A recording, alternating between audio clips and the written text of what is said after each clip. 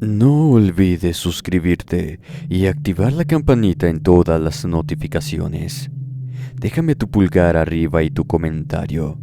Me ayudarías mucho a llegar a más dispositivos. Muchas gracias.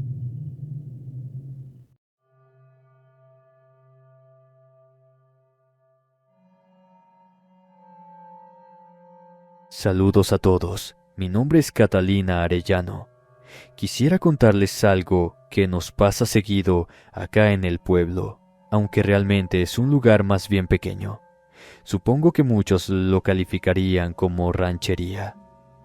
Por estos sitios se dice que se aparecen ciertos espíritus, algunos con forma de mujer, que son las Tlahuelpuchi. Esos seres son brujas, con capacidades como las de un vampiro, que viven comiendo la sangre de los seres humanos, especialmente la de los bebés o recién nacidos, y el peor de los casos, aún estando en el vientre de la madre. Aquí, todos tenemos en la puerta de nuestras casas, sobre la entrada principal, un objeto que quizá cambie de forma. Son protecciones. Algunos pueden ser una herradura o una cruz, pero siempre tiene que ser de hierro puro, forjado al calor del fuego y durante el día por el sol. Esto nos protege de ese tipo de entes y otros que rondan la noche de los sitios alejados de las grandes concentraciones de gente. En mi casa era una cruz enorme, colocada con clavos fuertes desde al menos 3 generaciones atrás. Nadie la movía porque todos teníamos idea de cómo funcionaba. Mi abuela se había asegurado de eso, ya que ella de pequeña había perdido a uno de sus hermanos y casi a su mamá, de una manera horrible. Cuando mi abuelita Juana tenía 6 años, su mamá ya iba por el 9º hijo. Como se imaginarán, ya había varios niños corriendo por toda la casa. Así que las mujeres mayores, que tenían 15, 13 y 12 años, le ayudaban a mantener las labores de la casa y poder criar al resto de los niños pequeños. También a atender a mi abuelo, que se la pasaba arreando animales en el campo y llegaba muy entrada la noche junto a sus hijos varones de 18 y 17 años que le ayudaban. Su madre estaba por tener al bebé cuando les pidió a sus hermanas que le ayudaran. Una, a conseguir una jícara llena de agua caliente, toallas limpias y una buena cantidad de aguardiente. Ellas ya le habían ayudado anteriormente, así que sabían que su madre estaba por parir a otro hermanito. Juana era muy pequeña, pero la dejaron estar sosteniendo la mano de su mamá, para que ayudara en algo, también para que fuera aprendiendo a lo de tener hijos. Por esos años era claro que pronto le tocaría, al igual que a su hermana de 15, que estaba a meses de casarse con uno de los vecinos. La señora empezó con los trabajos de parto antes de caer la tarde. Se le rompió la fuente. Sus hijas le ayudaron a levantarse, apoyándose en unas sábanas amarradas a la viga más grande de la casa. Como no había árboles lo suficientemente fuertes afuera, decidieron hacerlo dentro de la casa.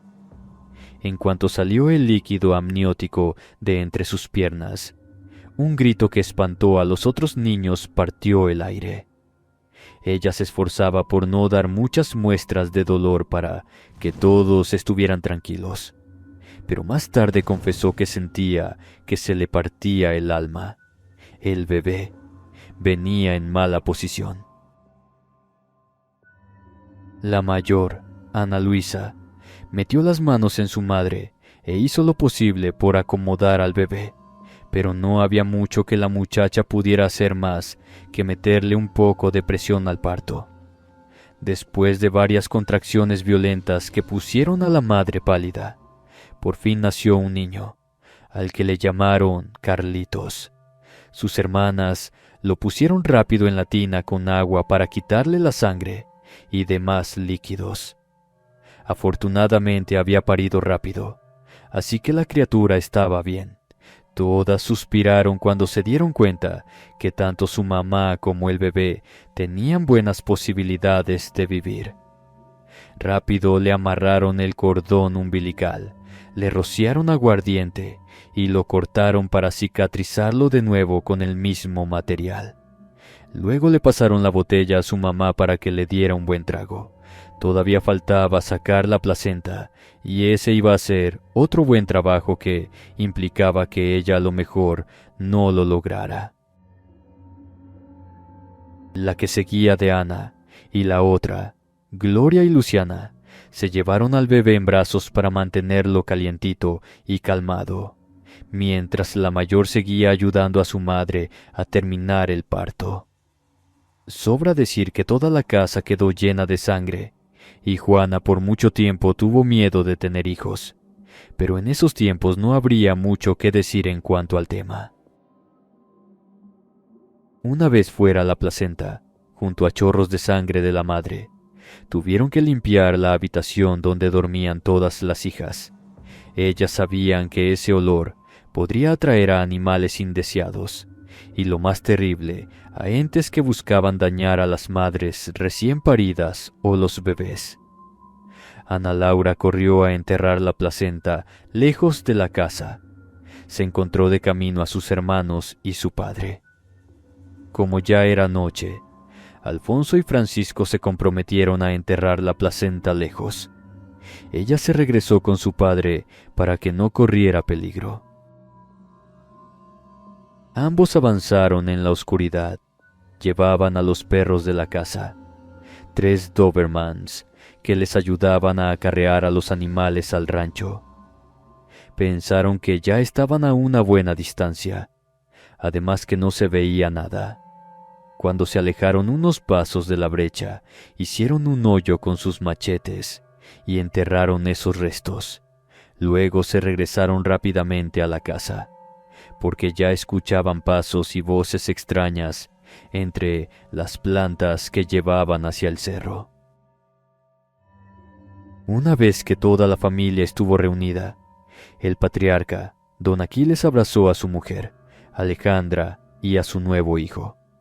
Todos comenzaron a cenar tortillas, frijoles, quelites y queso que ellos mismos hacían, leche y salsas que las hijas hicieron, y terminando se fueron a acostar temprano. Había sido un día muy largo y pesado para todos. En la casa había 3 habitaciones, una para las mujeres, otra para los varones, en la que pronto dormirían 4, y la de los padres. Dice mi abuela que, desde que se metió el sol, el ambiente se notaba extraño. Era como si algo estuviera observando la casa desde afuera, esperando el momento para acercarse. Además, le comentaron sus hermanos que desde que llevaban a enterrar la placenta, notaron que había mucha niebla, cosa bastante rara en el rancho, pues aún no era temporada de lluvias, y faltaba algunos meses para que llegara el invierno. Por ahí de la medianoche, Ana Laura se despertó con una sed terrible. Afuera estaba la fuente de la que sacaban el agua, la cual estaba construida alrededor de un pequeño manantial, y como siempre sus hermanos le habían dejado el cántaro vacío. Así no tuvo otra opción que salir. Aunque un escalofrío le recorría toda la piel, sentía que algo andaba alrededor de la casa. Tomó el recipiente de barro con ambas manos y abrió la puerta pesada de madera del hogar, que crujió por lo vieja que era. Vio la fuente en medio del jardín cercado, y a los perros durmiendo en sus casitas alrededor. Ellos estaban tranquilos, así que se dijo que no tendría nada que temer si se apuraba. Caminó rápido a tomar el agua en silencio para no despertar a nadie. Los perros apenas abrieron los ojos para verla y los cerraron. A ella se le hizo raro porque usualmente se levantaban y le hacían fiesta, pero pensó que quizá Toda esa niebla y frío repentino que había alrededor sería la causa de que los animales estuvieran tan callados. Sacó lo que quería de la fuente y se regresó con el cántaro a la cocina. Estaba por cruzar la puerta cuando de reojo vio a alguien atrás de ella. Se dio la vuelta con el recipiente aún en las manos y vio algo terrible. Era una mujer que parecía joven, pero tenía la piel pálida, tanto que las venas del cuerpo se le notaban negras. Estaba vestida con un faldón sencillo de yute y nada más. Los senos le colgaban cubiertos de algo que olía a sangre, pero un tipo de líquido vital particular. Tenía el aroma de la placenta. Entonces fue que notó que, en una de las manos de dedos tan negros que resaltaban en la oscuridad, la luna llena que se mostraba poco por la niebla dejaba ver aquella aberración. Llevaba restos de la placenta, que supuso era de su madre. El ser de ojos como dos puntos de luz oliscó lo que llevaba en la mano y luego lo tiró al lado relamiéndose los colmillos. Ana Laura estaba a punto de gritar, pero no podía emitir sonido alguno. La mujer estaba haciendo signos con sus manos. Ni los perros que ya habían despertado parecían poder ladrar o moverse. Mi tía abuela decía que entonces sintió que su cuerpo se movía por sí mismo. Dejaba el cántaro con cuidado en el piso, pasaba el umbral y algo que nunca hubiera hecho consciente, subía a una silla del comedor ubicado al lado del fogón y alargaba las manos para quitar la cruz de hierro por encima de la puerta. La muchacha estaba llorando. Quería gritar para prevenir a su familia que estaba por suceder una desgracia, pero no podía hacerlo. No podía más que obedecer el maligno designio de esa bruja, ya que había cometido el error de mirarla a los ojos estando fuera de la protección de su hogar. Como no alcanzaba la cruz, tuvo que dar un salto y tomarla con los dedos, lo que hizo que cayera pesadamente sobre el portón, con las manos desolladas por los clavos que sostenían la cruz y el material fuertemente agarrado. Del golpe que se dio, perdió el conocimiento y quedó en una posición poco agraciada en el piso. Con todo ese ruido, Juana se despertó. Ella era la que tenía el sueño más ligero. Al notar que su hermana mayor no estaba en la cama, se levantó para buscarla. Era muy apegada a Ana Laura y siempre la quería acompañar a todo.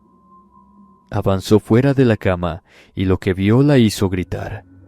Era la Tlahuelpuchi caminando por la casa, oliscando el aire para buscar al bebé que por esa noche estaba en los brazos de su madre para poderlo alimentar fácilmente.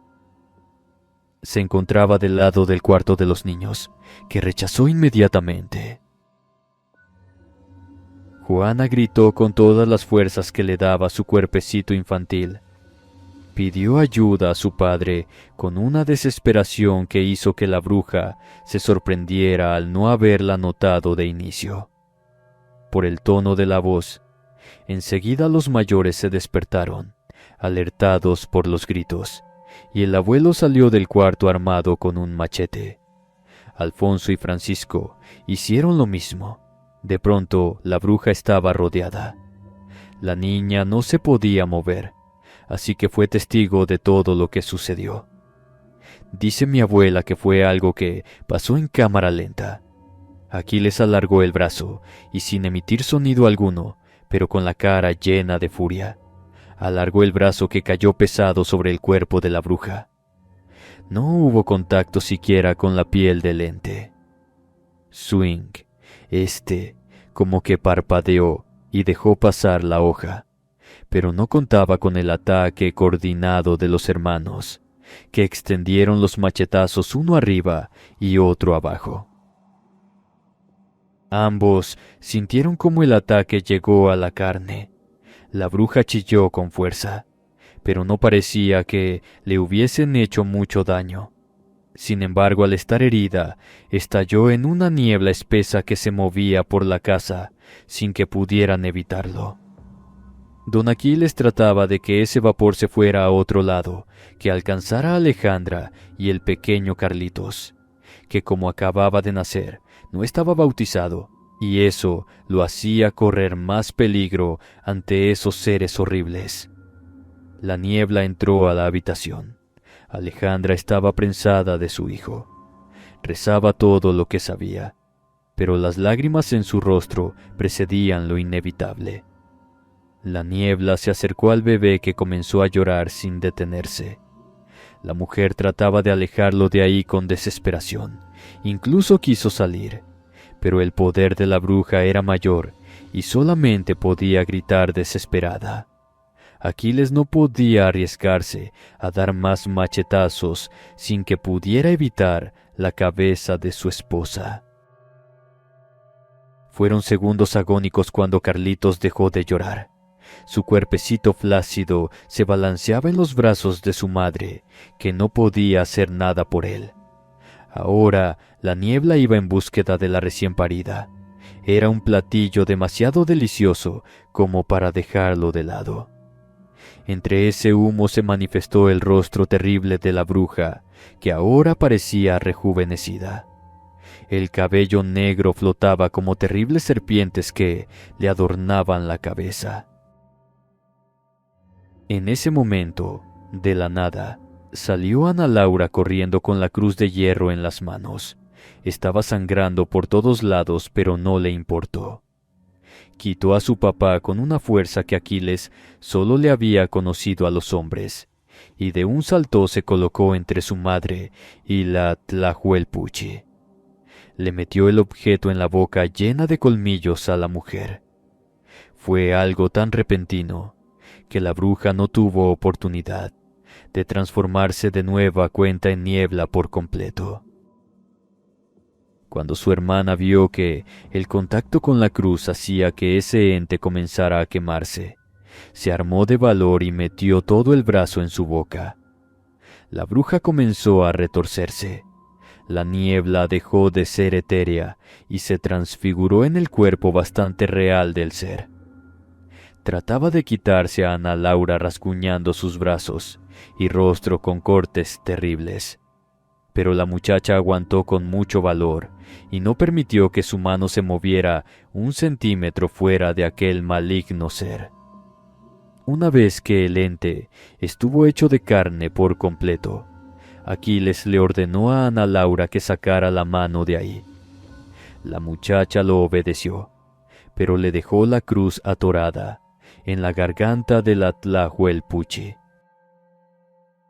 El bisabuelo era un experto machetero, así que, en un solo movimiento ágil de la mano, desprendió la cabeza de la Tlahuelpuchi del resto de su cuerpo.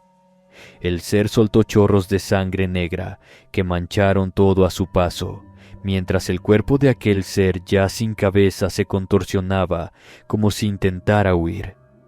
Con un gorjeo de ahogamiento, el ente vivió sus últimos segundos. Una vez que dejó de moverse, se convirtió en cenizas que se amontonaron sobre el piso. Sobre algunas de ellas, la cruz se alzaba brillando en la poca luz que ahora había. Todos en casa se habían levantado y encendieron velas en todos los puntos que se pudieron para ayudar a combatir lo que estaba pasando. Ana Laura estaba cubierta de sangre, muy herida, pero no le importó. Volteó a ver a su madre y hermanito. Por cómo estaba gritando Alejandra, se dio cuenta que Carlitos ya no respiraba. Una vez muerta la bruja, ahora los perros pudieron moverse y comenzaron a aullar de forma lastimera por la pérdida que había sufrido en la familia. Don Aquiles entró corriendo al lado de su esposa e hija. Las abrazó muy fuerte, pero si no quería perder a otra cría, tenían que actuar rápido. Levantó a Ana Laura de un movimiento y se la llevó a la mesa de la cocina. Ella ya estaba por caer inconsciente de nuevo. Los mayores corrieron al lado de su papá para ayudar a su hermana. mientras Juana se aventuraba a la habitación para tomar la mano de su madre, como había hecho en la tarde, y consolarla de la forma que se pudiera. Los gritos de Alejandra perforaban los oídos de todos, pero en ese momento tenían que hacer de tripas corazón y dejar de lado los sentimientos para salvar a Ana Laura. Cuando amaneció, la muchacha estaba más o menos bien.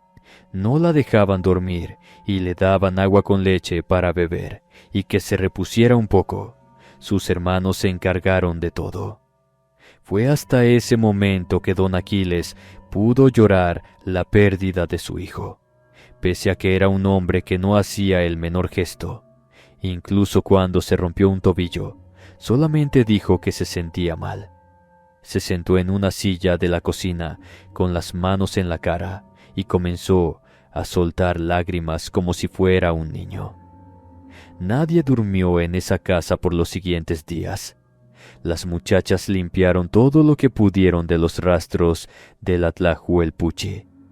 La cruz se colocó de vuelta en su lugar, ahora con unos clavos retorcidos que hacían las veces de jaula para el objeto, de forma que no fuera humanamente posible retirarla. Entre el dolor, tuvieron que hacerse los preparativos funerales de Carlitos. A todos los asistentes les dijeron que había nacido así.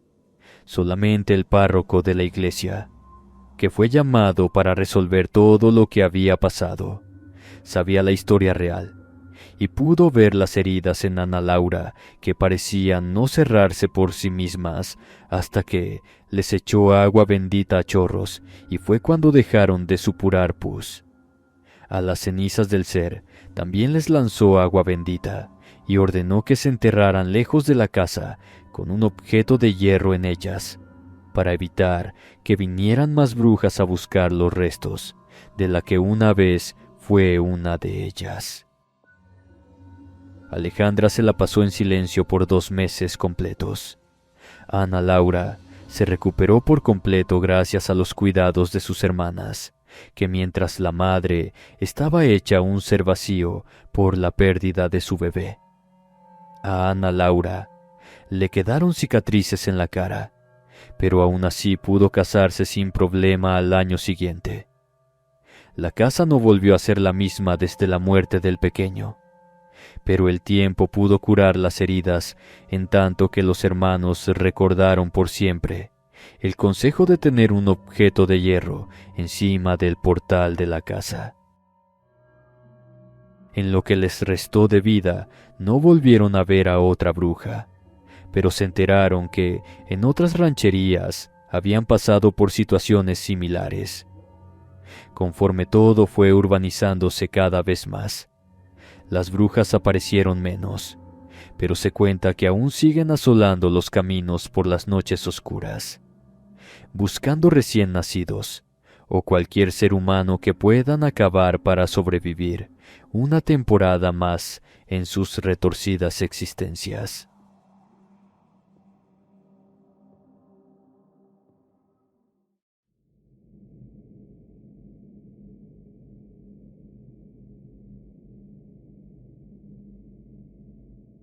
Buenas noches a todos. Espero que mi historia sea de su agrado. Me llamo Hilario, al igual que mi abuelo, al cual le pasó esta historia cuando era joven, por el ya muy lejano año de 1930. Mi familia y yo siempre hemos vivido en un rancho ganadero. Nos dedicamos a la crianza desde pollos, patos, pavos, codornices, avestruces, todo tipo de aves para consumo humano y de sus huevos. Esta tradición la empezaron mis bisabuelos, que cerca de 1910 se hicieron de algunas tierras que eran demasiado áridas para la siembra, y al no tener dinero para obtener animales más grandes, se decidieron por unos pollitos que se encontraron caminando de regreso del mercado. En esos tiempos la bisabuela estaba embarazada de mi abuelo y ya había tenido otros 5 hijos. Tuvo 4 más para un total de 10, De ellos llegaron a adultos 7, y algunos se quedaron entre el rancho, mientras que otros en el pueblo.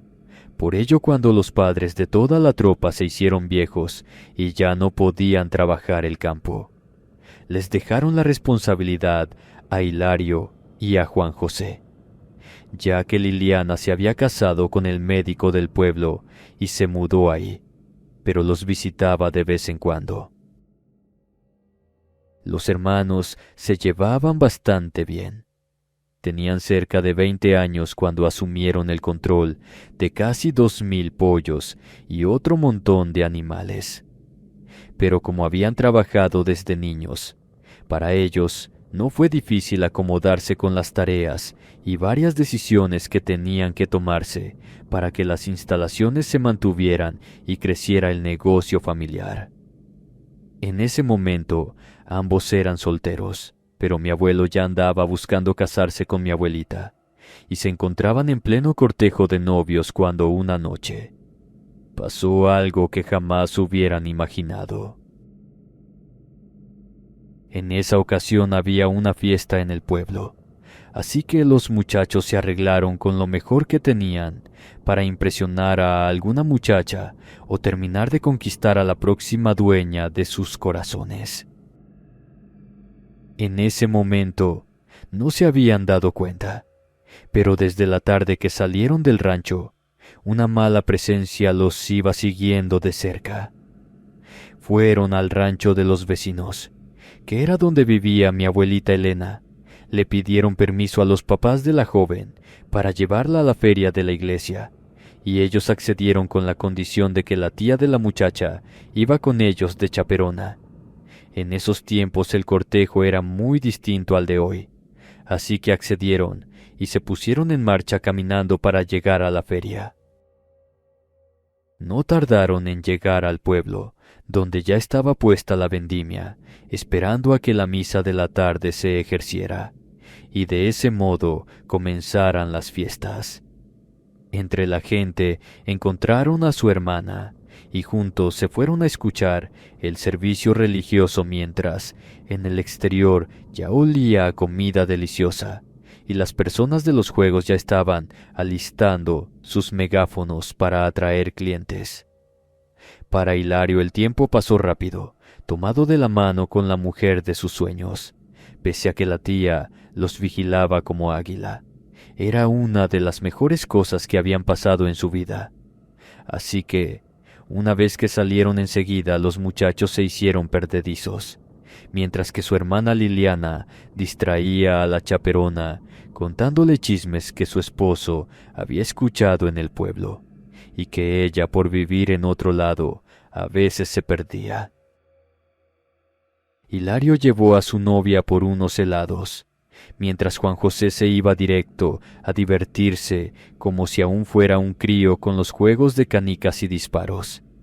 Estaban disfrutando mucho la festividad y se fueron a bailar en el centro de la plaza, mientras los dos mantenían sus cabezas apoyadas uno en el otro durante un baile lento. Mi abuelo se dio cuenta de que alguien lo estaba mirando en la distancia. Enfocó la vista tratando de que sus músculos no se le tensaran para evitar poner nerviosa a Elena. Buscaba con su mirada hacia todos lados a la persona que lo tenía en ese estado de nerviosismos. Fue que no muy lejos de donde ellos se encontraban la vio. Era una muchacha que parecía muy guapa, que no le quitaba los ojos de encima. Aunque ella fuera la misma Afrodita, no la hubiese cambiado por mi abuela. Así que se giró para darle la espalda a esa presencia molesta y continuó tomando la cintura de Elena. La noche les llegó pronto y él seguía incómodo por la sensación que le causaba la extraña mujer. La tía de Elena estaba un poco molesta por haber sido distraída, pero finalmente no dijo nada porque sabía que todos los muchachos eran iguales. Cuando caminaron a la casa de la novia, las veredas estaban iluminadas con la luz pálida del atardecer. Una vez que la dejaron e iban caminando de regreso a su casa, la única luz en la distancia era la de su rancho.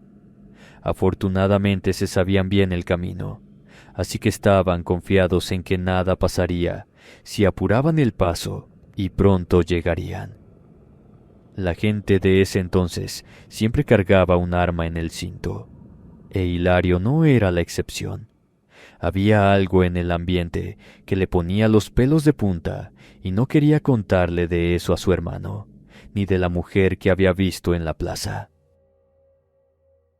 Sin embargo, como por arte de magia, a pocos metros de distancia se encontró de nuevo con esos ojos que contenían todas las promesas del mundo juntas. Tenía la piel de un blanco casi marfil que resaltaba contra la oscuridad de la noche. Sus cabellos rubios reflejaban la luna de una forma espectral. Los ojos eran verdes como los de un gato, e igual de engañosos. Le sonreía con la boca pintada de un rojo intenso. Sus ropas eran un vestido simple de manta que le colgaba sobre el cuerpo de forma ligera. Juan José estaba a punto de ir con ella, como hipnotizado cuando su hermano le agarró el brazo y gruñendo, le dijo que se quedara atrás. Esa reacción de su hermano lo sacó enseguida del embrujo y lo mandó a la espalda de Hilario, que entonces pronunció en voz alta por su nombre, y le preguntó quién era y de qué estaba tramando. Su tono ya era violento porque tenía la certeza que esa mujer no tenía planeado nada bueno. Los cabellos de su nuca se lo indicaban. La dama abrió la boca y le dijo con una voz amable y melodiosa que ella no quería nada malo para ellos, solamente se había perdido y necesitaba ayuda. Se estaba acercando a los muchachos con pasos felinos. El tono de sus ojos resaltaba contra la oscuridad como si tuvieran luz propia. Hilario estaba por caer en el engaño de ese ente, pero entonces sintió una medallita de la Virgen que le había dado Elena en su pecho, y se resolvió a tratar con ese ser él solo. Le ordenó a Juan José, que era el menor, que corriera al rancho y no se detuviera. Sacó su arma y le disparó directo a la mujer. Él tenía una puntería muy certera. De haber sido un ser humano, ya le habría atravesado la cabeza.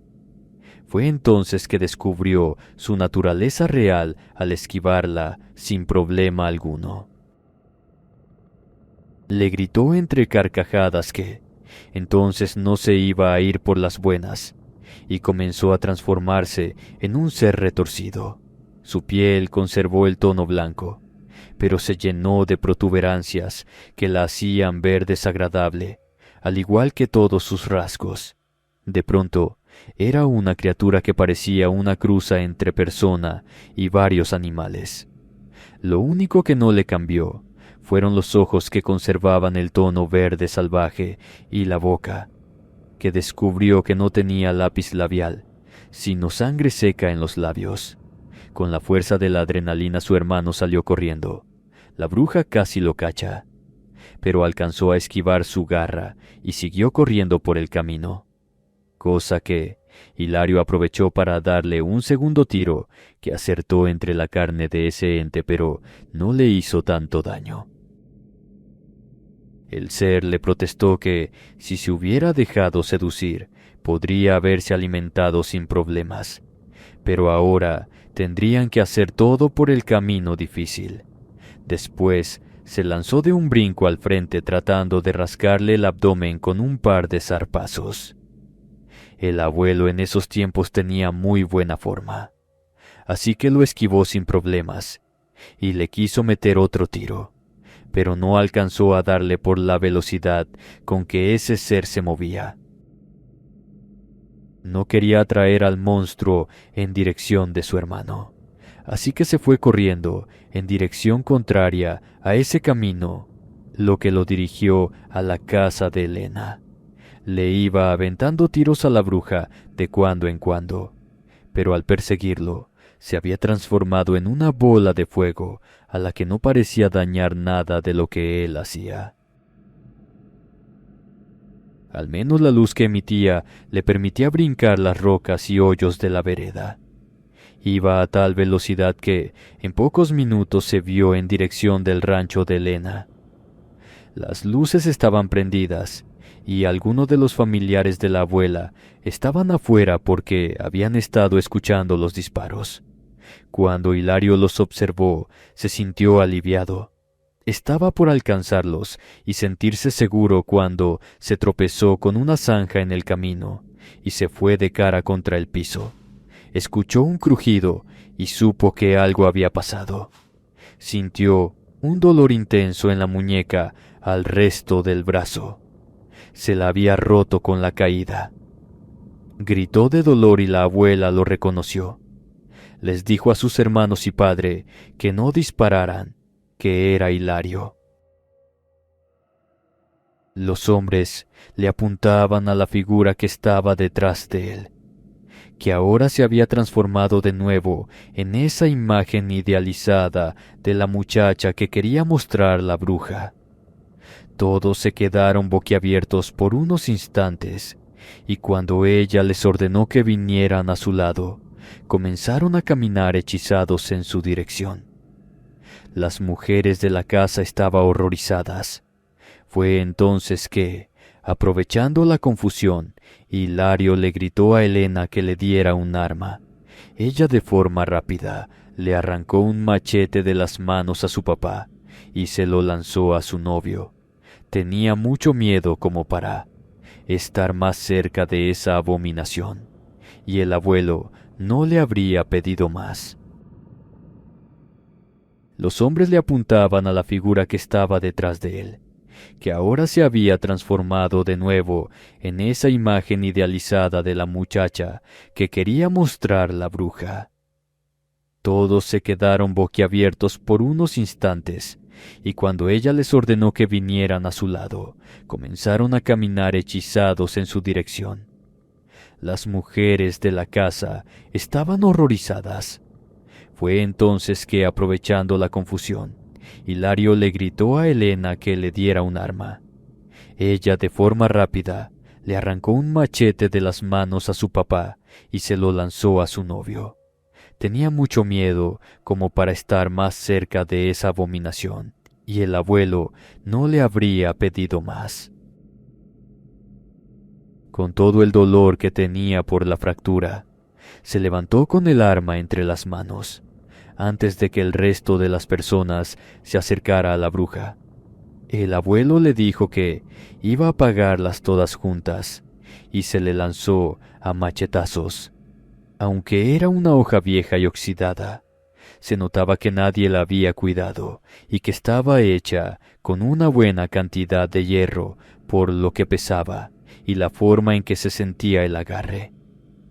Hilario aprovechó la adrenalina que tenía y se fue sobre la criatura, que al estar concentrada en mantener bajo control a tantas víctimas, no podía responder con la misma velocidad.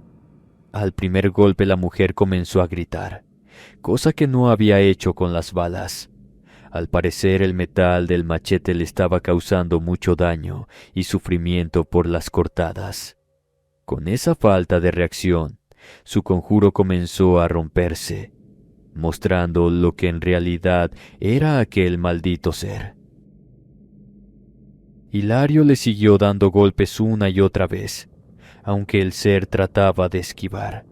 Pero esta vez el joven se encontraba tan enojado por todo lo que había sucedido que su furia superó por mucho la fuerza normal que poseía, y solamente le tomó unos minutos descuartizar a ese ente del mal. De sus extremidades chorreó un líquido negro que se resbaló como chapopote por el polvo de la vereda. Los miembros de la mujer no tenían el aspecto de los de un ser humano. Eran una colección de retorcidos nervios y tendones que envolvían huesos de un tono negro y verde que solo le había tocado ver en los cadáveres, que llevaban mucho tiempo en el agua de los estanques. Cuando terminó, el padre de Elena le tocó el hombro y le dijo que todo estaba bien. Luego le ayudaron a levantarse. Líquido de la criatura había manchado sus ropas.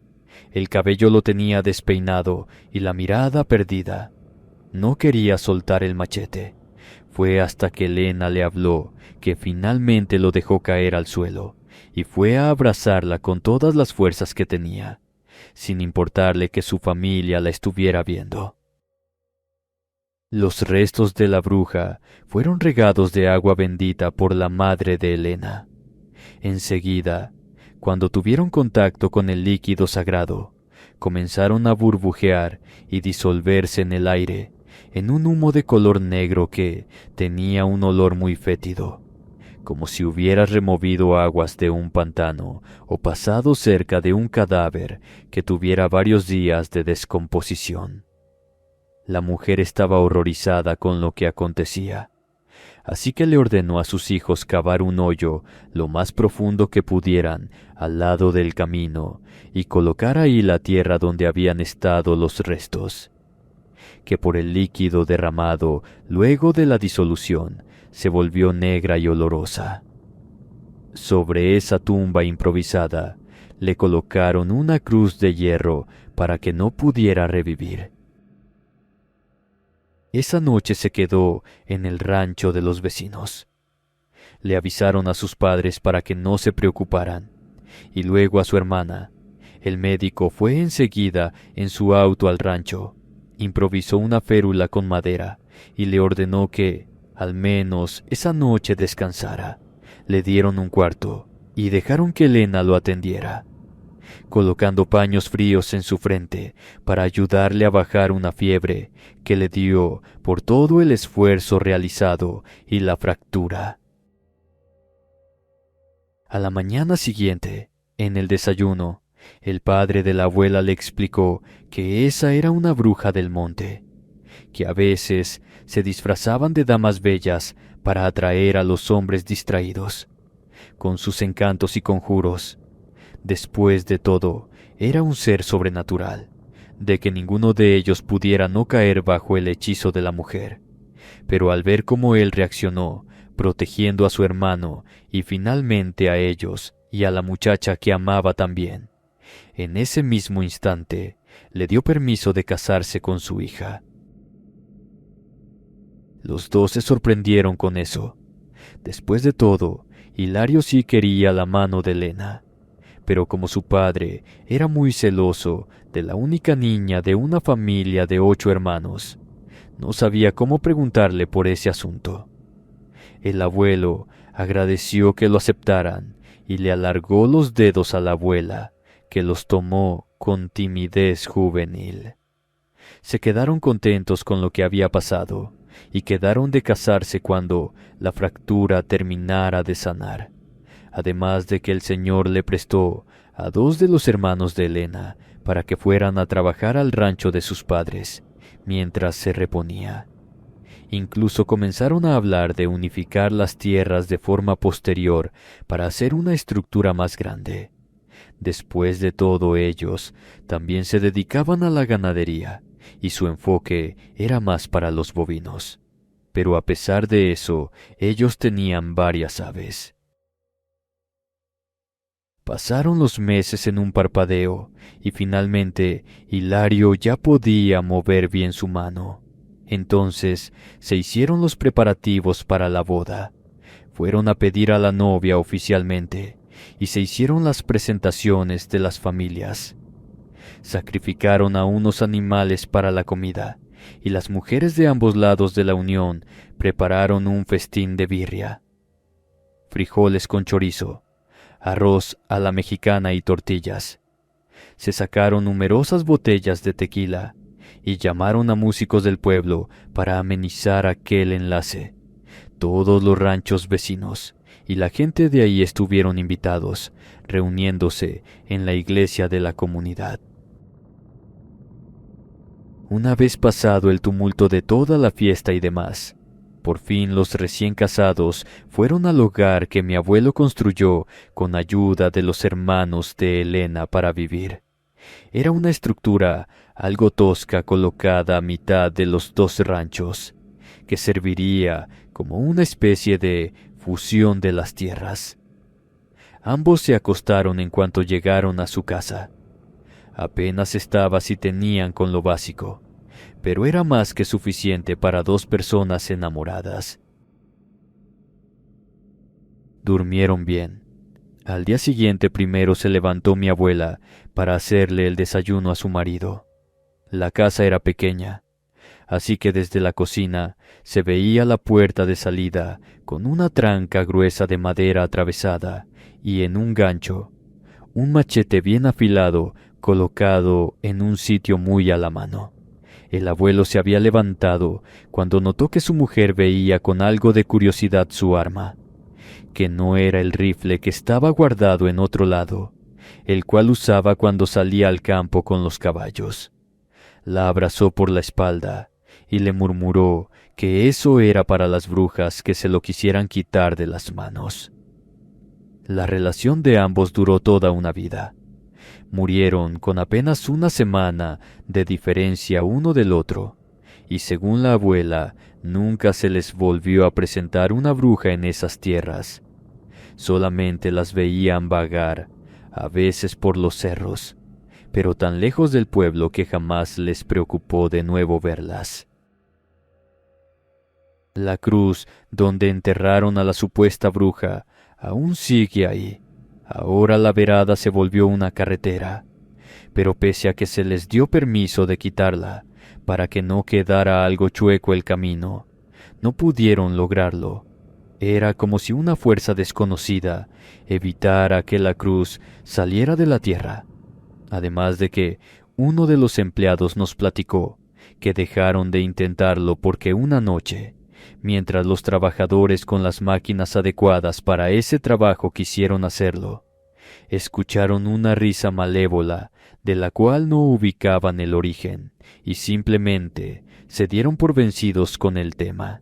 Incluso el ingeniero, que en ese momento estuvo presente, anotó que la cruz era por su antigüedad un patrimonio que no podían dañar y lo dejaron por la paz. Les agradezco el espacio en su canal para contarles la anécdota de mi familia.